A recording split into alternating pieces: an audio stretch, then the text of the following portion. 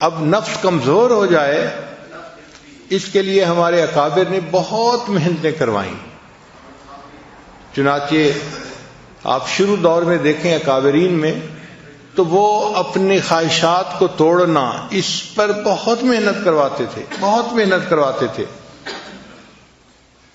دل میں چاہت پیدا ہوئی نہیں پوری کرنی تاکہ نفس کمزور ہو جائے. مقصد کیا تھا؟ نفس کمزور ہو جائے. یہاں تک کہ اگر پانی کا گھڑا دھوپ میں پڑا ہے تو جی چاہا کہ اس کو اٹھا کے میں سائے پہ رکھ دوں، ٹھنڈا ہو جائے گا پانی ذرا، تو نہیں، نفس چونکہ چاہ رہا ہے میں نے ایسا نہیں کرنا، تو نہیں کرتے تھے. پھر کھانا نہیں کھاتے تھے. بعض کے بارے میں تو یہاں تک مشہور ہے کہ انہوں نے روٹی لکڑی کی بنوائی اور گلے میں لٹکا لی. جب بھوک لگتی تھی تو وہ لکڑی کی روٹی کو دانتوں میں چباتے تھے. اے نفس، تو مجھے اللہ کی مخالفت پہ جو ہے آمادہ کرتا ہے، میں تجھے کھانا کیوں دوں؟ تو کھانا ہی نہیں کھاتے تھے، اتنا مجاہدہ کرتے تھے. پانی نہیں پیتے تھے، کھانا نہیں کھاتے تھے.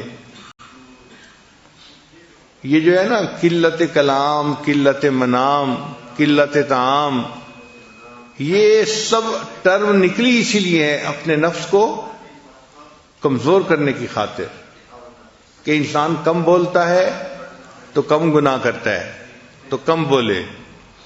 آج کل ہم زیادہ بولنے کے مریض ہیں، اس لیے ہمیں بار بار اعلان کرنا پڑتا ہے بھئی مسجد ہے، اعتکاف ہے، آپ آہستہ بولیں، آہستہ بولیں. اس کی وجہ کیا ہوتی ہے کہ ہم نے چپ کے مزے نہیں لیے ہوتے، ہمیں خبر ہی نہیں کہ چپ کے مزے کیا ہوتے ہیں. یہ چپ کے مزے ایسی نعمت ہیں کہ جس بندے کو نصیب ہو جائے اس کا بولنے کو دل نہیں چاہتا، وہ خاموش بیٹھا اپنے رب کی یاد میں لگا ہوا ہوتا ہے. حضرت خواجہ باقی باللہ رحمۃ اللہ علیہ بہت خاموش رہتے تھے. ایک بندے نے کہا کہ حضرت آپ کچھ نصیحت کریں، آپ کی نصیحت سے لوگوں کو فائدہ ہوگا. تو حضرت نے جواب میں کہا جس نے ہماری خاموشی سے کچھ نہیں پایا وہ ہماری باتوں سے بھی کچھ نہیں پائے گا. جس نے ہماری خاموشی سے کچھ نہیں پایا وہ ہماری باتوں سے بھی کچھ نہیں پائے گا. تو خاموش رہنا آسان کام نہیں ہے. بندے کی ایک طبیعت بنی ہوتی ہے بولنے کی، اور ذرا موقع ملتا ہے تو بولنا ہی شروع کر دیتا ہے، رکنا بھی چاہے تو رک نہیں سکتا. اور جس کو خاموشی کے مزے اللہ تعالیٰ فرما دیں اس کا دل گھبرا رہا ہوتا ہے کہ کیوں اتنی ٹر ہو رہی ہے. جیسے برسات کے موسم میں مینڈک ہوتے ہیں نا تو ٹر ہو رہی ہوتی ہے، ایک آواز آ رہی ہوتی ہے مستقل. اسی طرح بندہ چپ نہیں رہ سکتا، ٹر کرتا رہتا ہے، بولتا رہتا ہے، بولتا رہتا ہے.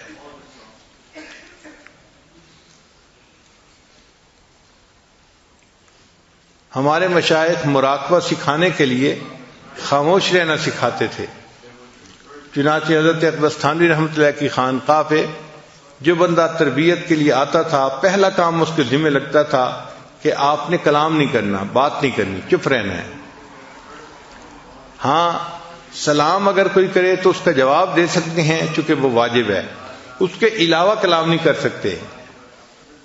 تو صرف سلام کا جواب دینے کی اجازت تھی، اس کے علاوہ کلام کرنے کی اجازت نہیں تھی. حضرت خواجہ مجذوب رحمۃ اللہ علیہ چونکہ شاعر تھے اور ان سے لوگ زیادہ واقف بھی تھے اور مانوس بھی تھے، تو ان سے زیادہ باتیں کرنے کی کوشش کرتے تھے. تو حضرت خواجہ مجذوب رحمۃ اللہ نے کیا کیا تھا، ایک گتے کے اوپر لکھ دیا تھا خاموش، اور داغا ڈال کے اس کو گلے میں لٹکا لیا تھا. تو اگر کوئی بندہ ان سے بات کرنے لگتا تھا تو وہ اس کی طرف اشارہ کر دیتے تھے، صرف بھئی دیکھ لو یہ سائن ہے خاموش. اس طرح خاموش رہتے تھے.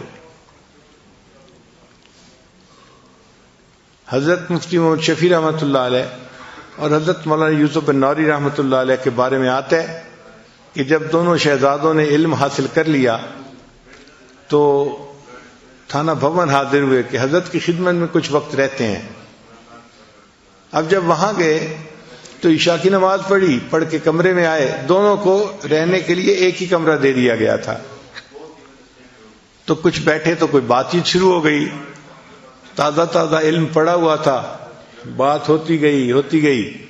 تھوڑی دیر کے بعد جو خانقاہ کا خادم تھا بوڑھا، وہ آیا اس نے آ کے دروازہ کھٹکھٹایا کہ جی خانقاہ میں عشاء کے بعد باتیں کرنے کی اجازت نہیں ہے، آپ چپ ہو جائیں۔ وہ چپ ہو گئے، مگر اس کو روٹین میں لیا، اور تھوڑی دیر کے بعد پھر کوئی مسئلہ شروع ہو گیا، پھر باتیں شروع ہو گئیں۔ جب پھر باتیں شروع ہونے لگیں تو تھوڑی دیر کے بعد وہ خانقاہ کا خادم آیا اور اس نے آ کے کہا کہ جی مجھے حضرت کی طرف سے یہ حکم ہے کہ جو ایک دفعہ منع کرنے پہ نہ رکے اور پھر باتیں کرتے رہے، اس کی سامان کی گٹھڑی اس کے سر کے اوپر رکھو اور اس کو خانقاہ سے دھکا دو، جاؤ۔ جب آپ نے بات سمجھنی نہیں تو رہنے کا کیا فائدہ؟ کیوں وقت اپنا بھی ضائع کر رہے ہو، ہمارا بھی ضائع کر رہے ہو؟ تو اس نے کہا جناب میں دوسری دفعہ آ کے بتا رہا ہوں، اب اگر میں نے آپ لوگوں کی آواز سن لی تو میں نے آپ کا سامان آپ کے سر پہ رکھنا ہے اور آپ کو خانقاہ سے نکال دینا ہے۔ پھر دونوں کو احساس ہوا کہ خاموشی کی اہمیت کتنی تھی، کتنا سیریس معاملہ تھا۔ پھر اس کے بعد وہ نہیں بولے۔ ایک عالم آئے حضرت تھانوی رحمۃ اللہ کو ملنے کے لیے، بڑے عالم تھے، مگر حضرت نے انہیں کہا کہ آپ نے بات نہیں کرنی، چنانچہ وہ بالکل نہیں بولتے تھے۔ تو تھانہ بھون کے جو مقامی لوگ تھے وہ ان کو گونگا سمجھتے تھے، کیونکہ کبھی بولتے سنا جو نہیں، اس کو کوئی بات بھی کرنی ہوتی تھی تو اشاروں سے کرتے تھے، تو لوگ ان کو گونگا سمجھتے تھے۔ جب وہ کچھ عرصہ رہے اور ان کے اوپر رنگ چڑھ گیا تو اب حضرت نے ایک دن انہیں کہا کہ آپ درس قرآن دیں۔ تو انہوں نے درس قرآن دینا شروع کیا تو مقامی لوگ حیران تھے اور آپس میں باتیں کر رہے تھے کہ دیکھو حضرت گنگوہی کی کرامت کے گونگے بندے نے بھی بولنا شروع کر دیا۔ تو مشائخ اتنا چپ کا مجاہدہ کرواتے تھے کہ بات ہی نہیں کرنی، اور واقعی چپ کے اپنے مزے ہیں، ہم اس سے واقف نہیں ابھی۔ اگر واقف ہو جائیں تو بات کرنا ہمیں مشکل نظر آئے، دل نہ چاہے بات کرنے کو۔